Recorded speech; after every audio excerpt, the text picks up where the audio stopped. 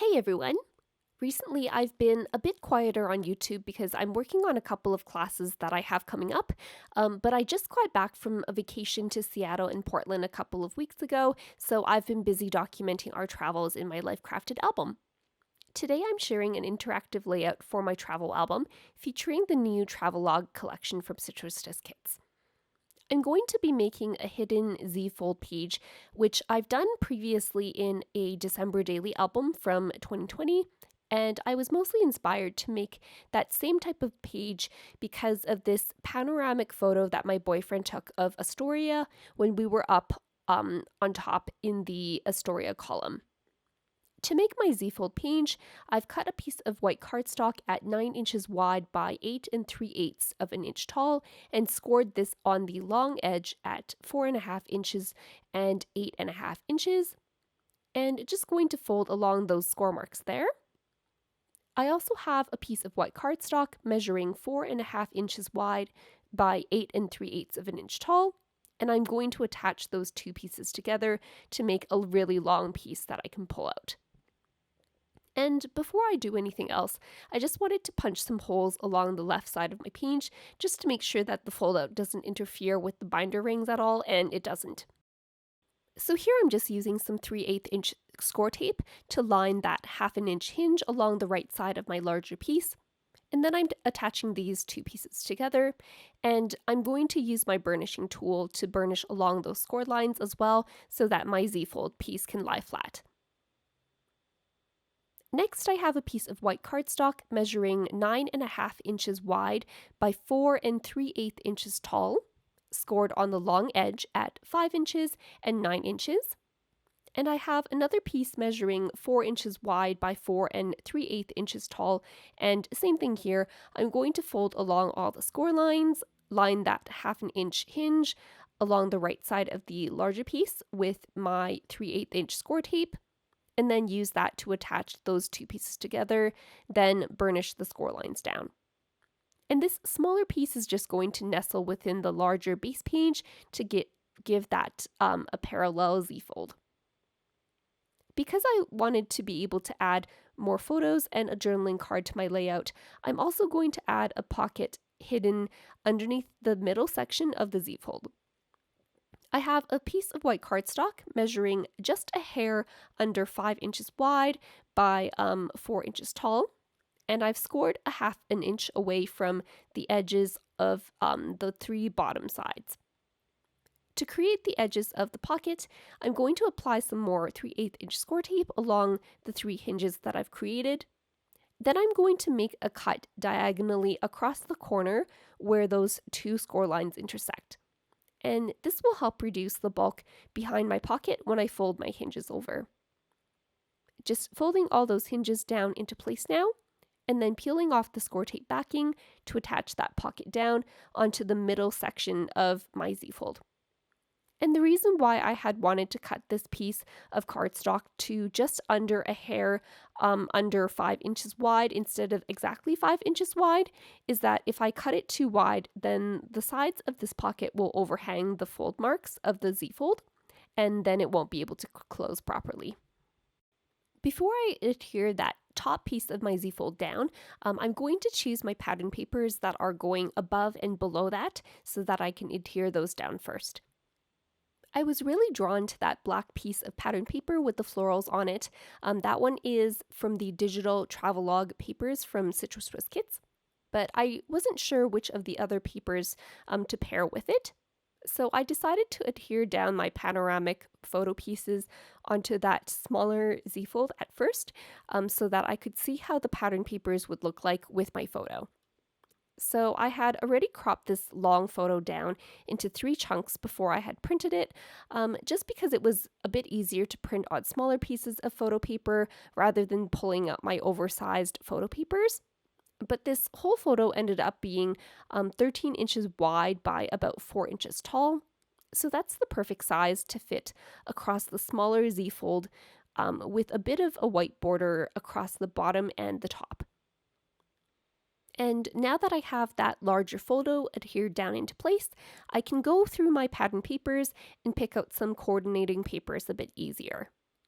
For the top, I decided on the orange pattern paper from the digital Travelogue collection, and I was still wanting to go with that black floral pattern for the bottom, but after I trimmed out a piece to the right size, I decided it just brought too much darkness to the bottom half of my page, because the photo itself is a bit darker along the bottom part of the photo as well. So I went through all of my pattern papers again and eventually decided on the wood grain paper that came in the physical Travelogue Life Crafted kit. And I like how that balanced out the blues and the greens in the photo, and really you can never go wrong with a nice wood grain paper. Because the smaller ZFold strip with my photo is going to be attaching to the bottom ZFold along the left and right sections, I'm only cutting strips of pattern paper about 2 inches tall for those sections. That's just tall enough to cover the areas that the smaller ZFold won't be covering.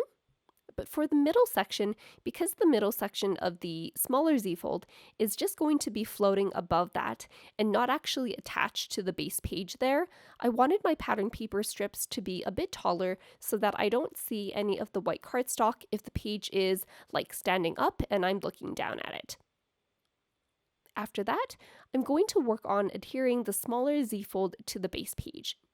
Making sure that the left edges are aligned, I'm holding the smaller ZFold piece in place and flipping it upside down to draw a pencil mark onto the back of my small ZFold, just along the edge of that first fold mark of my base page. I don't want to have any adhesive going beyond that mark on my small ZFold because otherwise it's going to glue onto the middle section of my base page and it won't fold properly. And because this piece is going to be seeing some more action, I'm using some more score tape to adhere that into place, just because the score tape is a bit stronger than my usual tape runner adhesive. Just making sure that everything is nice and lined up on that left edge before I stick that down. And next up, I'm attaching more score tape onto the back of my rightmost section of the smaller ZFold and using that to attach to the base page as well.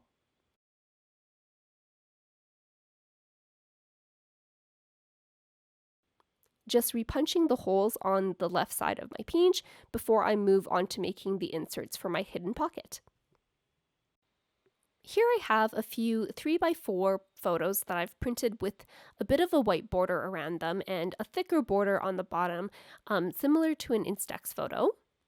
I'm going to be attaching these to these cream tags from Citrus Twist kits, and these are slightly too wide for my pocket, so I'm going to trim off 1/4 of an inch from the left and right sides.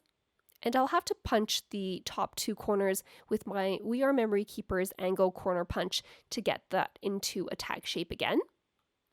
And I'm going to trim off an extra inch off the bottom as well, so that the hole in the tag just sticks up above my smaller ZFold when the tag is in the pocket.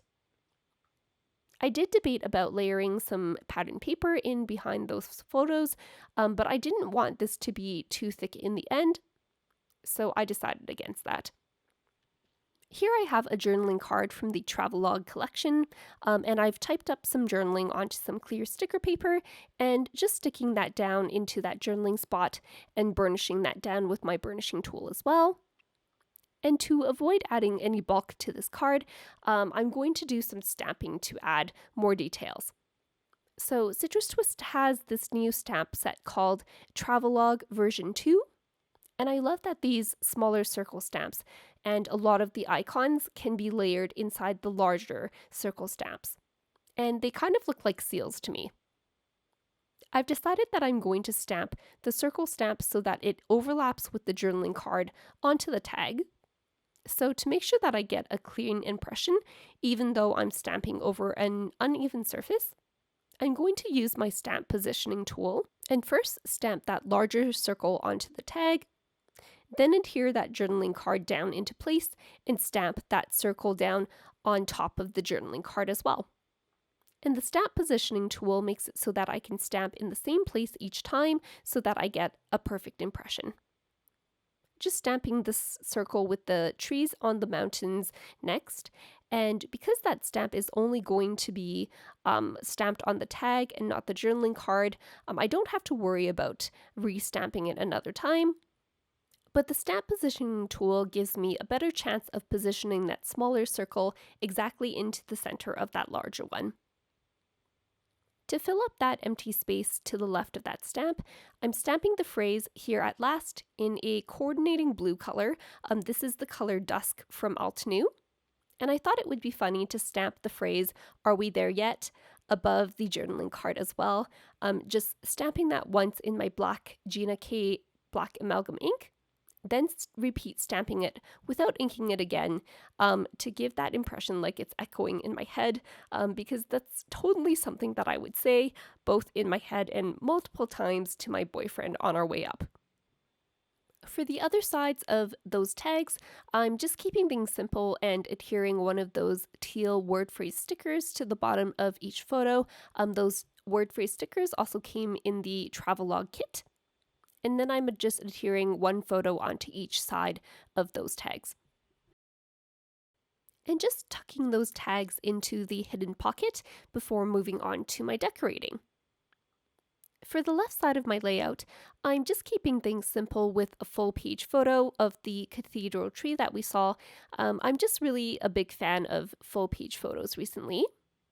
For my title, I'm going to spell out the word Astoria with the mint puffy alphabet stickers from Citrus Twist, and I'm going to add a chipboard sticker below that later on so that it reads Astoria Adventure. On the lower left corner of my large photo, I'm going to adhere 3 chipboard stickers. These were also from the Travelogue collection. And I'm going to stagger them a bit so that they look kind of like they're going up the stairway of roots in my photo. I did make sure to add an orange one and a green and blue one to pull in some colors from the right side of my layout as well. And I also added one of the orange puffy stickers to the top right section of my ZFold, just to kind of frame that panoramic photo between the puffy stickers on the bottom left and the puffy sticker on the top right.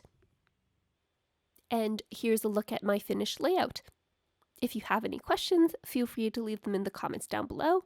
If you liked this video, then make sure to give it a thumbs up and be sure to subscribe for more process videos. Thanks so much for watching!